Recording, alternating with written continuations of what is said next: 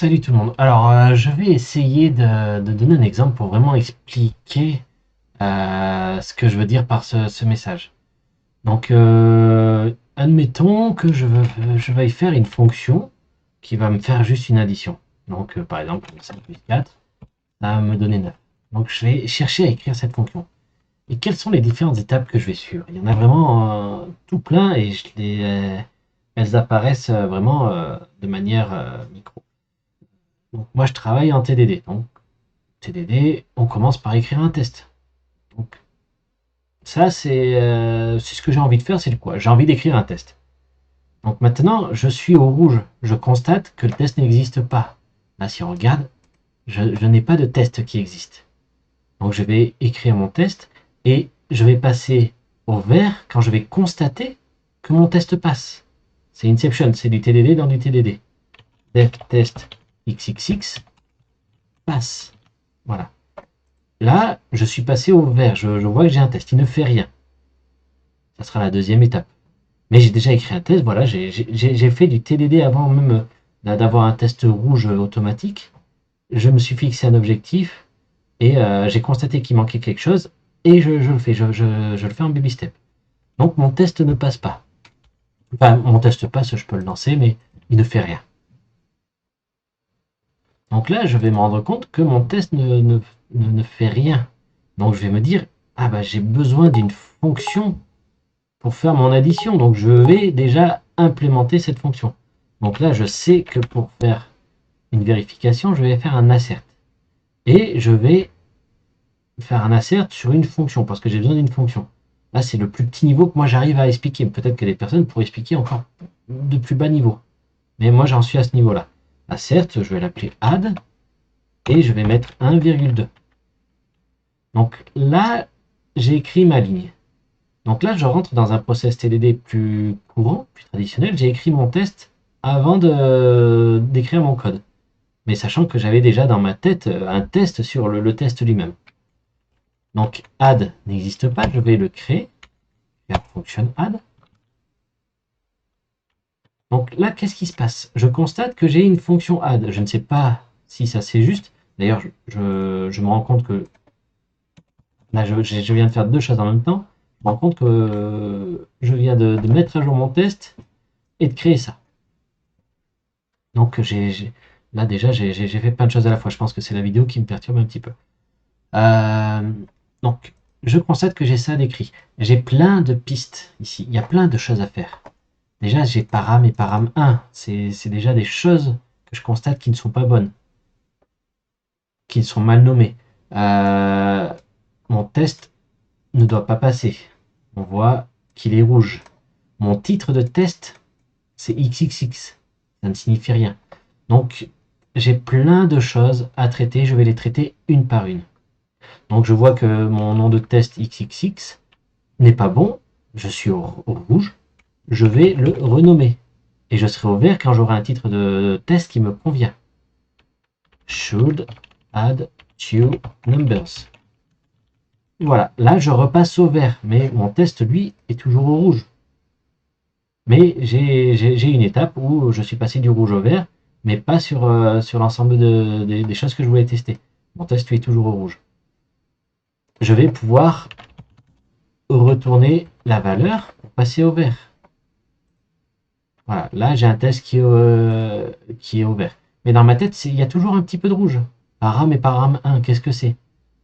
Est-ce que je me focalise sur param 1, sur les deux en même temps? Je ne sais pas. Je vais essayer de le faire un par un, jusqu'à ce que dans ma tête, ça repasse au vert. Donc le rouge et le vert, ce n'est pas forcément déterminé par un test automatique. C'est déterminé par ce qui se passe dans mon cerveau. C'est moi qui décide si je suis au rouge ou au vert.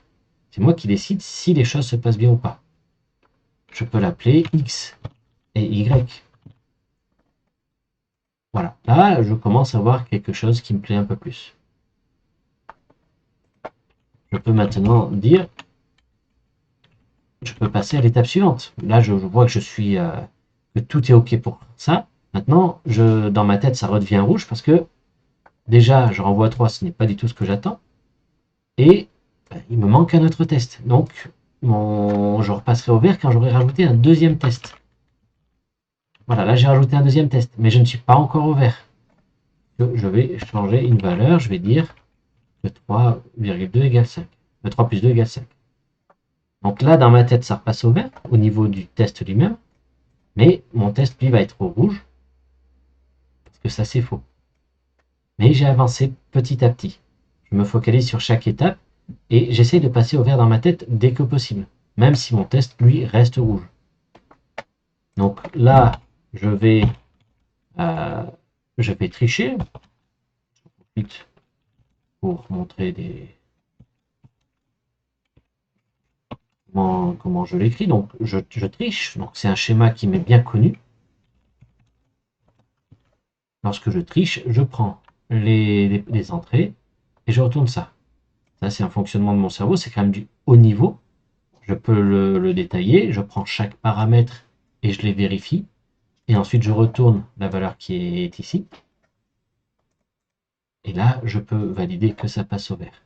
Maintenant, l'étape qui se passe dans ma tête, c'est que j'ai ça, et ça ne me convient pas. Donc je repasse au rouge, malgré que mes tests soient au vert. C'est vraiment important, cette notion de, dans ma tête c'est rouge, mais les tests c'est au vert. Parce que c'est pour ça que je dis que je fais tout le temps du TDD, c'est que je passe du vert au rouge continuellement.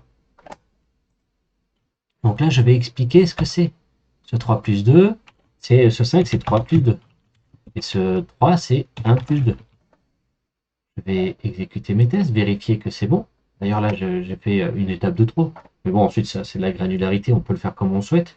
J'aurais pu juste commencer par le 3. J'aurais pu faire comme ça, je remonte. Là, je peux dire que c'est 3 plus 2, lancer le test. Et là, c'est 1 plus 2, lancer le test. Ce 1, qu'est-ce que c'est? C'est X. Je lance le test. Ce 3, qu'est-ce que c'est? C'est X. Je lance le test. Et donc maintenant que je constate ça, que j'ai la duplication, c'est ce qui se passe dans ma tête, je constate que j'ai la duplication, donc je suis de nouveau au rouge, hop, je supprime ça. Et je relance les tests. Maintenant, je peux introduire un dernier test. Donc là, je repasse de nouveau rouge dans ma tête, il manque un test. Là, je suis toujours rouge parce que le test n'est pas complet. Voilà, là dans ma tête, c'est vert, mais j'ai un test rouge. Donc maintenant que je vois que j'ai un test rouge, ça redevient rouge dans ma tête, le test ne passe pas, et je vais pouvoir modifier le bout de code nécessaire. Et voilà, et là, ça passe vert dans le test et vert dans ma tête. Voilà, donc c'est ce schéma-là que j'essaie de décortiquer, que je vous invite vraiment à étudier lorsque vous codez. Donc là, j'ai fait du TDD, mais si on n'avait pas fait du TDD, quelle est la démarche que l'on applique? Quelles sont les différentes étapes que l'on suit pour arriver à tel résultat? Voilà, n'hésitez pas à venir en discuter avec moi, j'ai vraiment envie de discuter de ça, c'est un sujet qui me passionne.